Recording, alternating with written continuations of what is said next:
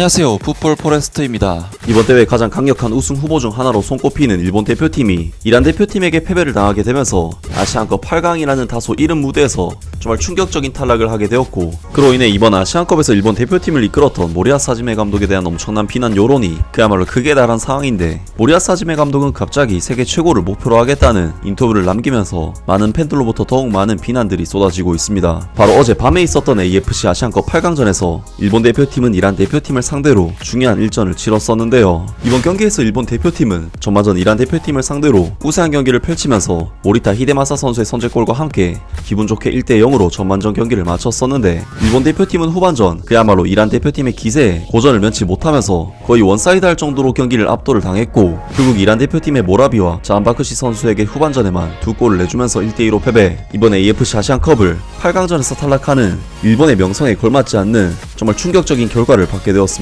일본 대표팀으로서는 당연히 이번 대회 우승을 노리는 우승 후보팀이었기 때문에 8강이라는 결과가 당연히 실망스러울 수밖에 없고, 현재 많은 일본 축구 팬들은 모리야스 하지메 감독에 대한 엄청난 비난 세례를 날리고 있는 여론은 완전히 돌아선 상태라고 할 수 있는데요. 아무래도 모리야스 하지메 감독이 이번 대회에서의 선수 기용 문제나 경기 중 교체 카드를 활용하는 부분에서 일본 대표팀이 번번이 좋은 효과를 보지 못한 것도 컸고, 부진에 빠진 선수를 고집스럽게 기용하는 부분에서 많은 팬들에게 논란이 됐고, 결국 자신이 고집스럽게 기용했던 선수들이 이번 대회 탈락의 빌미를 제공하면서 결과로서 증명해내지 못했는데요. 모리야스 하지메 감독은 이에 대해 자신의 잘못이라는 점을 인정하면서도 앞으로 세계 최고를 목표로 하겠다는 일본 대표팀 감독을 그만두거나 할 마음이 전혀 없어 보이는 인터뷰를 남겼습니다. 선수와 스태프 모두 이틀간 좋은 준비를 해줬다. 감독으로서 모두의 노력을 결과로 연결시키지 못한 것은 유감이다. 수학 측면에서 우리는 팀과 많은 것들을 공유하면서 수준을 높일 수 있었다. 그러나 상대가 파워로 밀고 들어올 때 어떻게 피할 것인지를 생각해야 했다. 내가 좋은 교체 카드를 할 수 없었던 것이 페인이었다.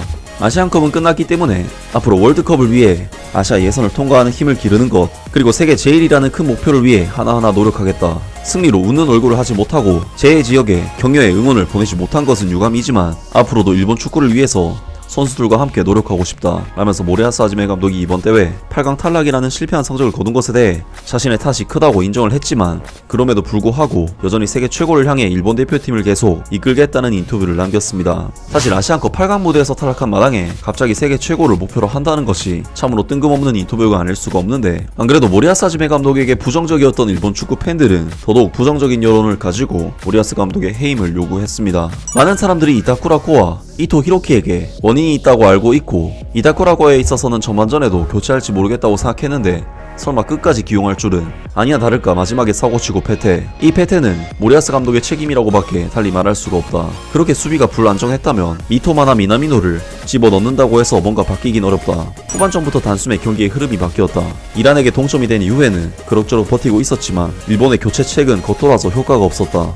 도면 스타케르의 안정감은 좋았지만 이타쿠라코의 플레이가 일본의 구멍이 되어버렸다. 옐로카드를 받고 겁을 먹었는지 그 틈을 이란이 찔러왔다. 마지막은 이타쿠라코의 실수에서 참여하여 패배하고 말았다. 지는 방법 이상으로 선수들의 멘탈적인 부분에 페인이 있었던 것 같다. 책임을 받아들이고 있다면 스스로 무엇을 해야 할지를 알고 있을 것이다.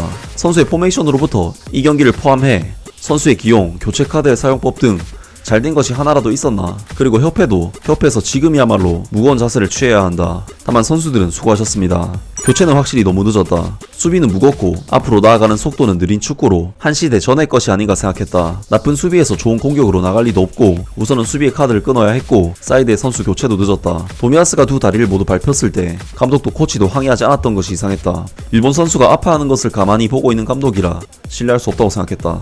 문제는 교체 카드뿐이 아니다. 선발 멤버 선정, 포메이션을 포함한 전술, 선수 교체 타이밍, 교체 선수가 적합했나 등 페인은 선수가 아니고 감독을 비롯한 순회진의 능력의 문제, 능력 개선에는 시간이 걸리므로 모리야스 감독은 확실히 책임을 지고 새로운 세계 레벨의 감독을 비롯한 코치진의 신체제 확립을 진행시켜 주었으면 한다. 월드컵 예선이 시작되기 전에 일본 축구협회에 강하게 요청한다. 이번 대회는 모리야스 감독으로는 안 된다는 것이 증명되는 대회였다. 선수 기용에 있어서 너무 수수께끼였고 이란의 파워플레이의 무대책, 흐름이 나쁜데 지지는 했는가? 전혀 하지 않는 것처럼 보였다. 전술이 없기 때문에 이제 한계라고 생각한다. 이 정도면 선수들이 불쌍하다. 등등. 역시 모리야스 하지메 감독에 대한 여론이 거의 경질 요구가 대부분일 정도로 최악으로 치닫았습니다. 모리야스 하지메 감독은 월드컵에서 팀을 16강에 올려놓으면서 찬사를 받았지만 이번 대회에서의 행보는 여러모로 아쉬운 것이 사실이었기 때문에 일본 축구협회로서는 향후 어떤 방향으로 나아갈지 고민이 될 것 같고, 분명한 것은 이번 대회 일본 대표팀의 아시안컵은 명백한 실패였습니다. 아무튼 오늘 영상은 여기까지고요. 영상 재밌게 보셨다면 구독과 좋아요 그리고 댓글 부탁드립니다. 감사합니다.